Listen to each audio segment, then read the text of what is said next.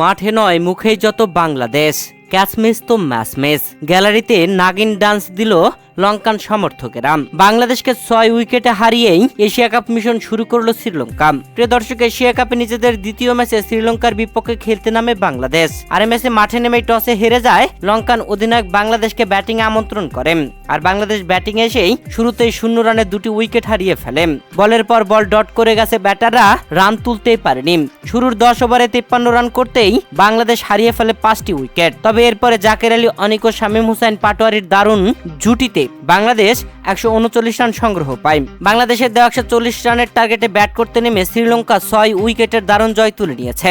Bowling এ সেভাবে ভেলকেই দেখাতে পারল না বাংলাদেশ, যেখানে শুরুতেই দ্বিতীয় ওভারে উইকেট তুলে নিয়েছিলেন মুস্তাফিজ, তবে করেছেন খরচে বোলিং। বাংলাদেশ পরপর মাত্র 4টি উইকেট তুলতে সক্ষম হয়েছে। 14 ওভার 4 বল খেলেই দারুণ ভাবে জয় তুলে নিয়েছে শ্রীলঙ্কা। লঙ্কানদের হয়ে ওপেনার প্রথম নিশাঙ্কা করেছেন 50, যেখানে কামিল মিশারা 46 রানের অপরাজিত ব্যাটিং ইনিংস খেলেছেন। এই কামিল মিশারাই তিনি যখন শুরুতে ব্যাটিং আসেন তখনই ক্যাচ তুলে দিয়েছিলেন, তবে শেখ মেহেদী ক্যাচটি ধরতে পারেননি। ক্যাচ মিস তো ম্যাচ মিস। আর বাংলাদেশের বিপক্ষে লঙ্কানদের এমন দারুণ জয় গ্যালারিতে নাগিন ডান্স দিয়েছেন লঙ্কান সমর্থকেরা। এদিকে মাঠে এক পর্যায়ে খুবই রেগে গিয়েছিলেন বাংলাদেশ দলের অধিনায়ক লিটন কুমার দাস। শেখ মেহেদীর উপরে চড়াও হয়ে কিছু একটা বলতে দেখা গেছে তাকে।